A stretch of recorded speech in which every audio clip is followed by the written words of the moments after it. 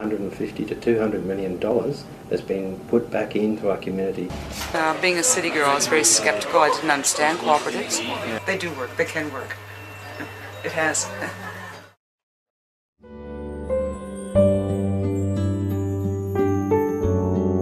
Situated 100 kilometres north of Brisbane, on the Sunshine Coast hinterland, Maleny has stunning views of the Glasshouse Mountains and is surrounded by lush tropical vegetation overlooking the Pacific Ocean. It has a population of a few thousand people. Maleny has a long history of cooperative enterprise. In 1903, settlers started the first dairy cooperative in the region, the Maleny Cooperative Dairy Association. During its lifetime, it built 3 butter factories. In the 1940s, the community got together to build the Maleny Under-5s kindergarten in just one weekend.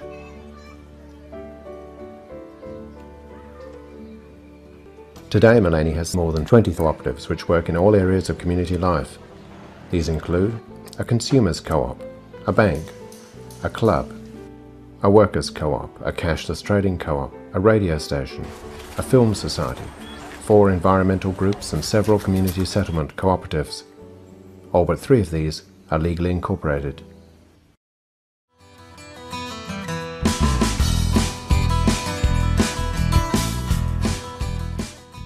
Cooperatives are formed when a group of like-minded individuals join together to accomplish something that each acting alone would never be able to achieve.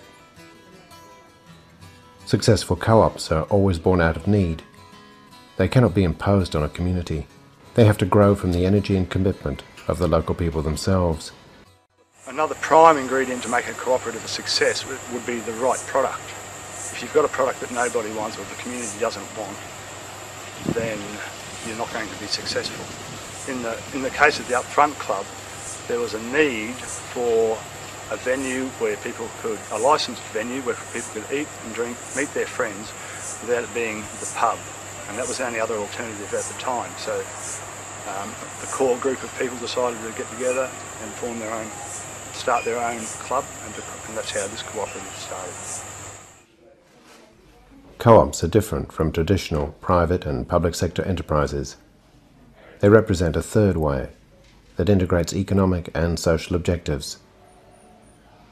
Unlike the private sector, which tends to concentrate wealth and power in the hands of a few, co-ops spread wealth and power to each member equally.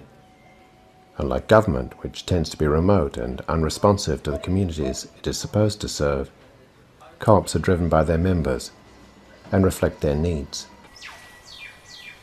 Cooperatives have a tremendous competitive advantage over both private enterprise and public enterprises. The members have a personal interest in their co-op's success. The members own the co-op, so they're more likely to buy their goods or use its services. Shares in cooperatives are not publicly traded because the shares are owned by the members. The members themselves decide how to spend the profits. You're a director of a shareholder company, then your whole ethos is directed at the shareholders. You've got to provide the bottom line for them, even to the extent where it might damage the company or damage the people who work for the company in terms of shutting down branches or whatever. But if you're involved in a cooperative, the whole thing swings the other way, and in fact you're there to help your members. Shareholder companies are there for the financial bottom line, whereas cooperatives are there for the community bottom line.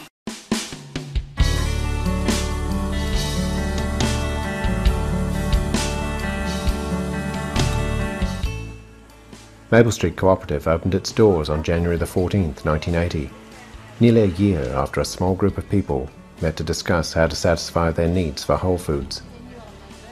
The co-op started by selling both whole foods and produce grown by local farmers.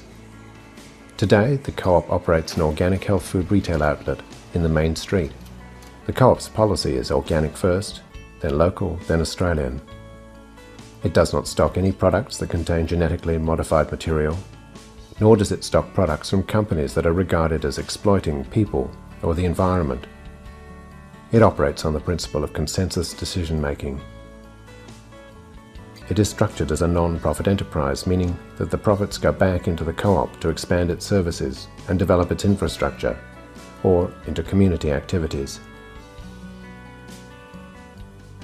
The co-op publishes a 16-page bi-monthly newsletter that outlines current activities and brings information to members on subjects that are of special interest, such as the irradiation of food or genetic engineering and microwave emissions. It's registered as a trading co-op. Active members are required to pay an annual membership fee of $11 and to spend at least $20 per year to retain their active status. Members get a 5% discount off all purchases. On occasions in the past it had no business plan, operated at a loss, made poor investment decisions, lacked experienced financial management and had to spend a lot of time resolving differences of opinion among the members. Learning from experience, the co-op gradually evolved a formula for success. It now has a sound strategic and financial plan, regularly makes a profit, cultivates the support of both the members and the community at large, and ensures that the staff and the management are honest, dedicated and competent. Here we are today with what I would consider to be a very viable cooperative with 900 active members, giving discounts to those members. We effectively own all the land here that we're on at the moment, down to the back of the main streets in Maleny, and we can only look forward to a very interesting future.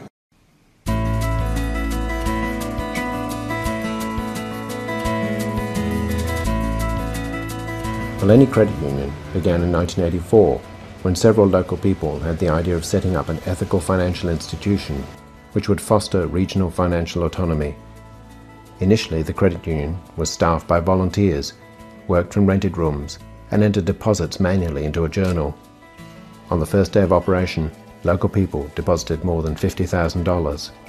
Currently the credit union's assets are over $50 million, and typically in any one year we lend $10 to $15 million, so that each year that's the amount of money that's been revolved around. The credit union's been going for over 20 years now, so we estimate that something like $150 to $200 million has been put back into our community. We have about 4,000 members.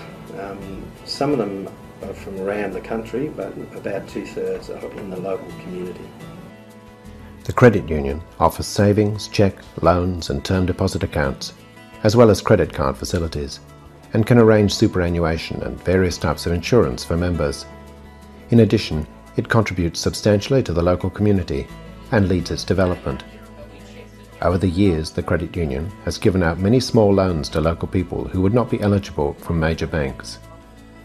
This has helped many people buy land, build their own home and start their own businesses. In dollar terms, 80% of the credit union's loans are for housing. Credit unions have got a really important role in strengthening local communities. What they do is give local people control over their finances. They keep money in the community, keep money circulating around, invest in local businesses so that there'll be jobs for people into the future. Credit unions and banks provide the same sort of services, but they're fundamentally different because banks exist to provide profit for shareholders, whereas credit unions are owned by their members and their purpose is to provide financial services for members, not to generate profit.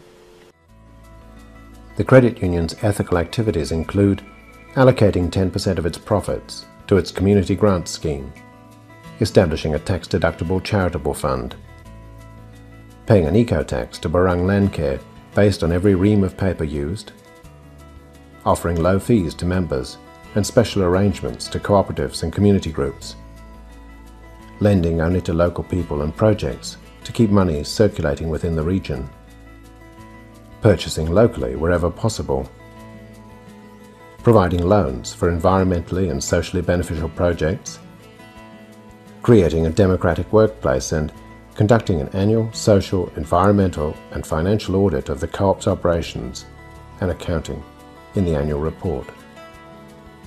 One of the unique features about Maleny Credit Union is in the last 5 to 7 years we've been doing environmental and social auditing. This is all about reporting to members on social and environmental outcomes.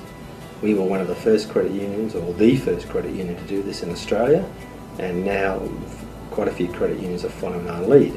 The credit union industry even has a toolkit now where member credit unions can actually do this kind of reporting.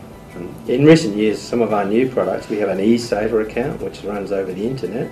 That's been very attractive for people all around Australia who can easily access this over the internet to put funds with us. We've guaranteed that all the money raised by this eSaver electronic product is invested in environmentally sound lending, ethical investment.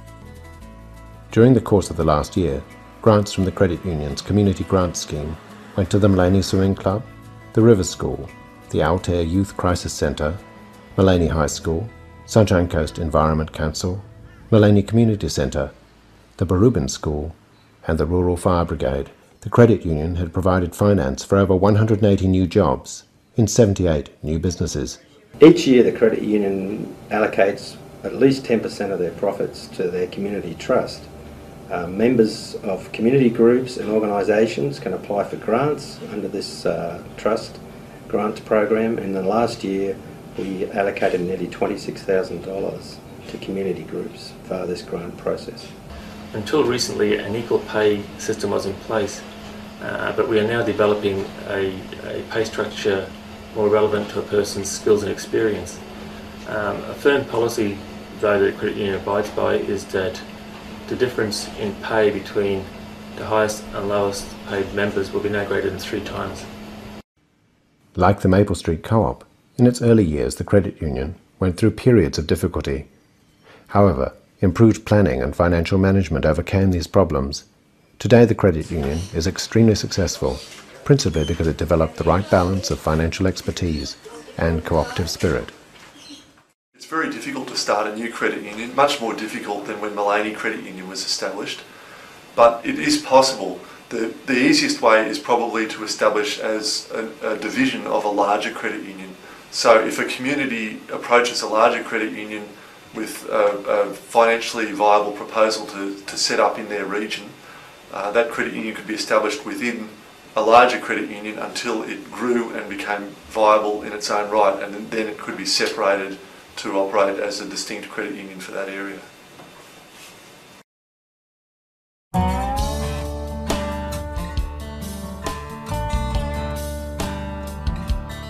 Late in 1993, a diverse group of Maleny residents got together to form a cooperative club. The aim was to establish a licensed venue to eat, drink, relax and socialise. Today it's a place where the food is wholesome and inexpensive, the coffee is great, and local musicians and entertainers can gain exposure.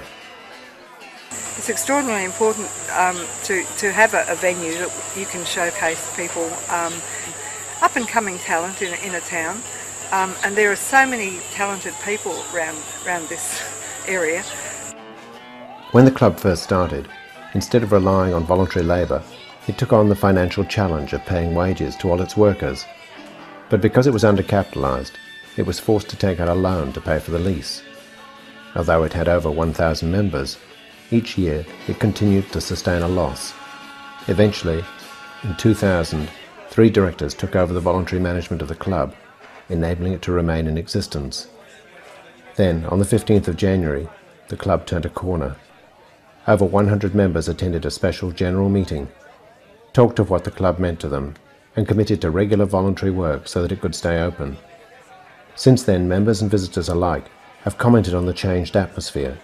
The financial position has improved markedly, and for the first time, the club has posted an operating profit.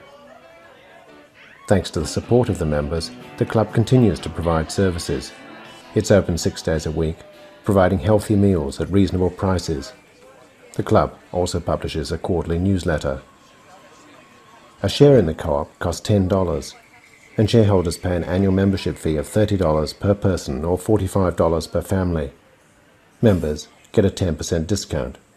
They're encouraged to volunteer their time and support club activities. Over the years, the club has showcased a wide range of local talent, hosting everything from classical evenings to CD nights for teenagers. For many, it is the cultural centre of the Maleny community. People have said things like, "This is like my family. This place is just like my other family," or "This is the rich social tapestry of Maleny."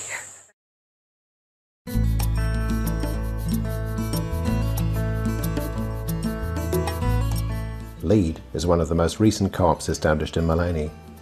It's registered as a workers' cooperative and is dedicated to creating new businesses and jobs on the Sunshine Coast hinterland. It employs 6 people. LEAD recognises that most investment, jobs and economic development in the Sunshine Coast region occurs on the coastal strip. It believes that it's vital for the hinterland to develop its own jobs by creating viable small-scale businesses. The seeds of LEAD were sown in early 1997 after a local economic development forum. A group of locals came together to help people on the hinterland start their own businesses. The group organised forums on topics such as product development, marketing, financial management and other business skills. In July 1999, LEAD and the Maleny Credit Union entered into a partnership to develop a peer support lending scheme. Under the scheme, the credit union provides small, unsecured loans for start-up businesses, and LEAD members mentor the new business people for the first 12 months of their operation. The scheme is supported by a grant from the Department of Family and Community Services. In the first year, 14 new small-scale businesses participated in the scheme, with 12 continuing to operate successfully after 12 months. As a result of this initial success, 13 new loans were given out in the second year of operation. So far, the scheme has provided a total of 27 loans to new small businesses. 23 of them are continuing to operate successfully.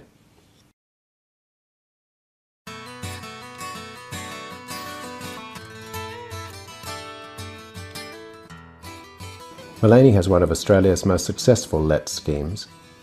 LETS began in Canada in 1982 and was launched in Maleny in October 1987. There are now over 200 LETS schemes in Australia. LETS functions as a cashless trading co-op. LETS members trade their skills and provide services to each other without the use of money. In Maleny, members trade their products and services in the local currency, the bunya, named after the region's native pine nut, allowing people with little or no cash to participate in the town's economy.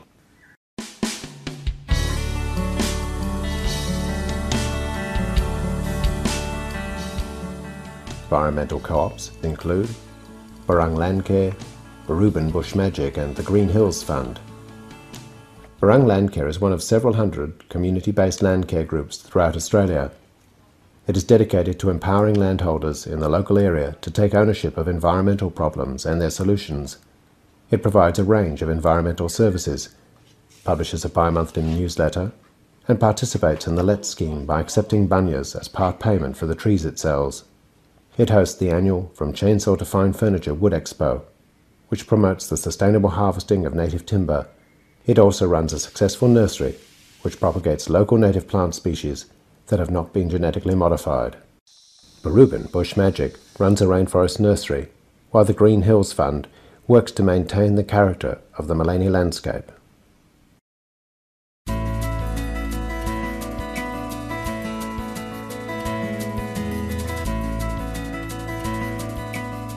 The settlement co-ops around Maleny include Crystal Waters Permaculture Village, Manduka Community Settlement Co-op, Prout Community Settlement Co-op and Cedarton Foresters.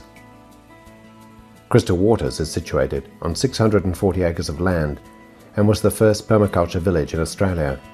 It incorporates 83 private residential lots, a village commercial centre, a visitors' accommodation area and over 500 acres of common land. Manduka is situated on over 180 acres of land, 6 kilometres from Maleny. It is home to 18 adults and 6 children. The residents believe in living simply, sharing resources, reaching agreement through consensus, and managing their land in an ecologically sustainable way. Prout Community is situated on over 50 acres of land and is home to 3 families, and a primary school run by the Anandamaga spiritual movement. The Anandamaga River School has over 100 students, ranging from kindergarten to grade 7. It employs 7 full-time and 8 part-time teachers and 2 administrators. The curriculum emphasizes experiential and whole-brain learning, creativity, ecology, arts and music, all with a child-centered approach. The system is based on a spiritual concept called neo-humanism. Cedarton Foresters is situated on 200 acres of land, 19 kilometres from Maleny. It contains 22 private residential lots and is home to 40 people. The community's main aim is the rehabilitation of the land. Although Barubin Bush Magic is part of the Cedarton Foresters, It's structured as an independently registered environmental cooperative. I'm the director of the Maleny Co-Housing Support Cooperative, which is a group that's looking at models of both low-cost and sustainable housing here in Maleny. And at the moment we're looking at two different models. One is buying land that's already zoned for subdivision and making our mark on that, and the other is taking land that's not zoned and attempting to get a change in council's thinking to bring about the co-housing.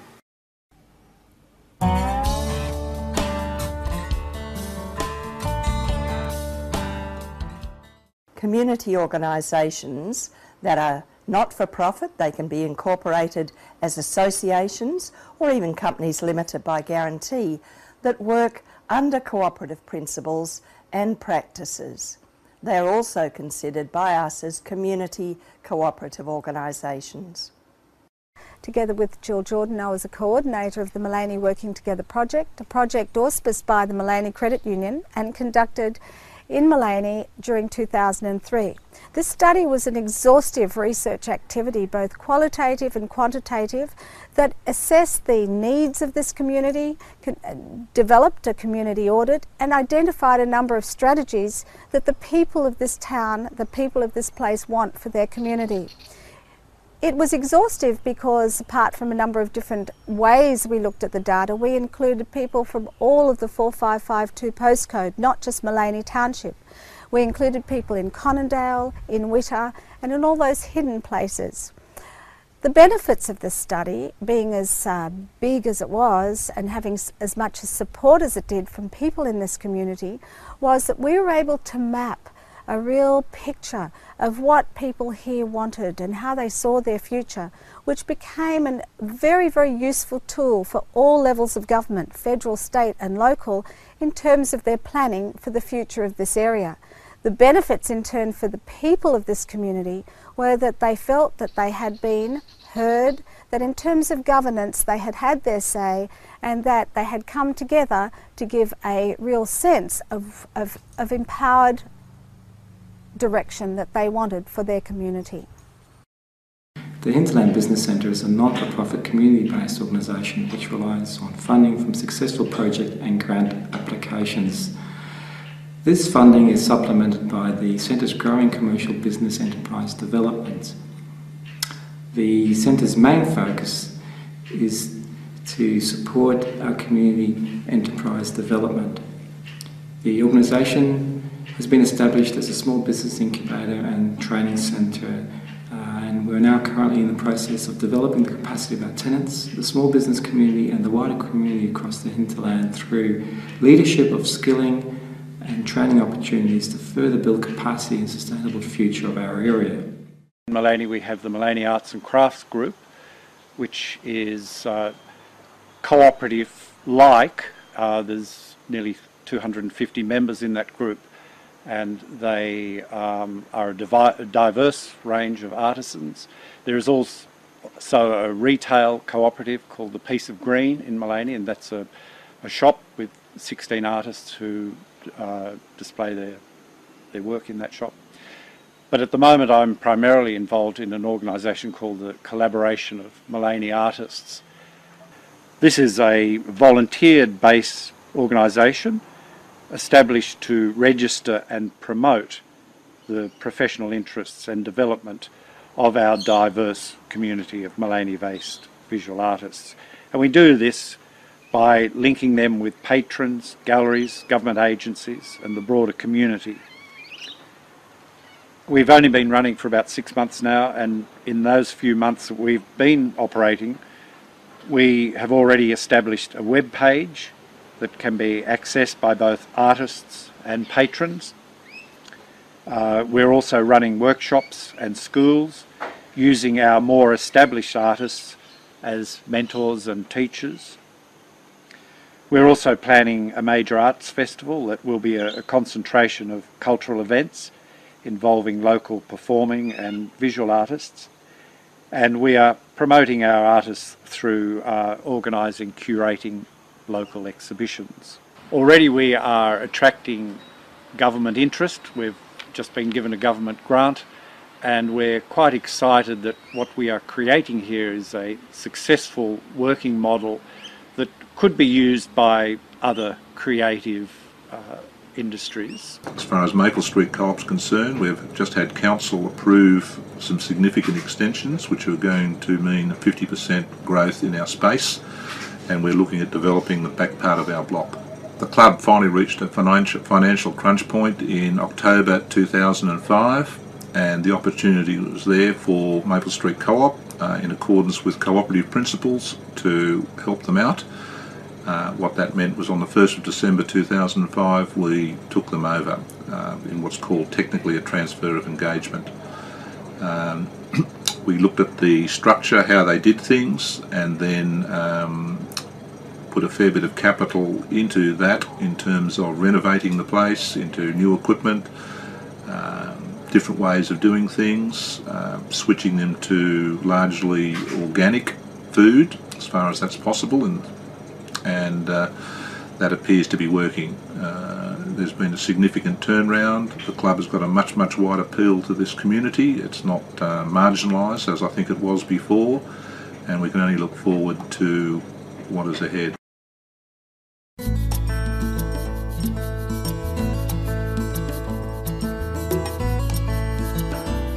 The Maleny experience shows that building successful cooperative enterprises involves several steps. Establishment of a co-op is all about people with a vision getting together a feasibility study to decide whether the business will actually fulfil their needs, and then setting a business plan in place that has all the parameters that they need to run the business. A co-op is just like any other business, it has to be profitable and well managed. So in terms of management, you need to get a good management team in place, ongoing training, and keeping the staff and everybody actually committed to the project. One of the golden rules about establishing a co-op is trying to involve everybody in your community. There's lots of skills and talent out there, and these are all the things that you might need in running your co-op. Cooperatives have to be able to innovate, and there are examples of this in Australia and overseas. It's not just a case of participatory decision making, it really has to be economically efficient and technologically innovative decision making, and that's not easy when you've got high levels of participation from everybody. How can you have participatory decision making that is so important to a cooperative and so important generally in our society without the squeaky wheels getting all the oil?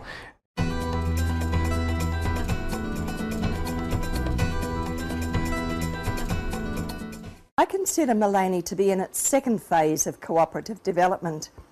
Having developed organisations, cooperative organisations that span just about all the sectors of community activity, now it's not essential to develop more organisations, because we're finding that most of the projects that the community needs can be auspiced by one of the current cooperative organisations. Women with Wings is a program designed to give women in particular the skills and confidence to take on their leadership positions. We designed the course, myself and with Jill's assistance, to cover the general aspects involved in being part of a community group, not-for-profit group in this community. We were fortunate, received funding from the Office of Women to run the first trial, and it's been a women course run and designed and presented by women to allow mentoring and networking to develop. Most of these women have the skills, and they just need the confidence and a bit of skill development in order for them to feel able to step up into leadership roles.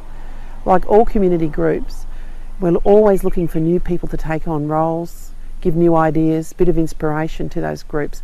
And one of the hindrances to doing that is a perceived lack of ability to do so. So this course, Women with Wings, was specifically designed for community groups and developing leadership for women. Another really important aspect that I've been working on up here is to get a learning centre opening again in Maleny.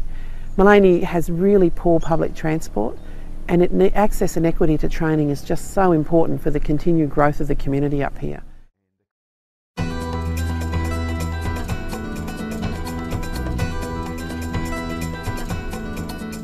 Cooperative enterprises benefit a community in many ways. Socially, they bring people together, encouraging them to use their diverse skills and talents, and often provide them with the opportunity to develop new capabilities. They create a sense of belonging, building close relationships among different types of people and empowering them to make decisions to develop their community. All this fosters community spirit. Working together, a community is able to accomplish much more than if the various individuals go their separate ways. Co-ops are about cooperation, and we're not very good at that. So when it comes to working in a co-op and living as a co-op, then we have to go quite deeply into how we relate to people, how we can allow for differences, how we can come to as close as possible to sort of consensual processes. I think the best way to learn really is to be a part of a co-op, be involved. Another way to learn how to cooperate is to have regular training on how to learn to work together, how to make decisions that respect all points of view, but develop outcomes which are best for the cooperative's progress, and how to resolve conflict. We've always considered it extremely important that these training sessions are held regularly in Maleny. Economically, cooperatives produce various types of goods locally, provide a range of local services, create employment, circulate money within the community, and make the community economically self-reliant. Because cooperative enterprises are owned by the members themselves, the profits they generate stay in the local area. Cooperatives thus build the wealth of the community. In essence, successful cooperative enterprises transform a community by establishing economic democracy.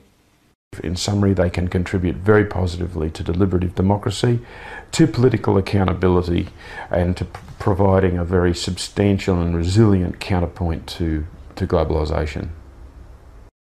I believe that cooperatives are a genuine, viable alternative to government and private industry. I think they're the way of the future. Cooperative enterprise is the socio-economic system of the future. In Maleny, that future is unfolding before us, right now. They do work, they can work. It has. In 1984, some people in Maleny got together, 'cause they found they had a little bit of cash to spare. They didn't want to put it in the mainstream banks to be spent on bombs and bullets and tanks, propping up corrupt regimes or gambling on the price of stocks and shares. So they set up the Maleny Community Credit Union to lend to members for projects which everyone agreed were environmentally responsible, empowering to the individual, satisfying local need, not global monetary greed. For 15 years we've been building our community.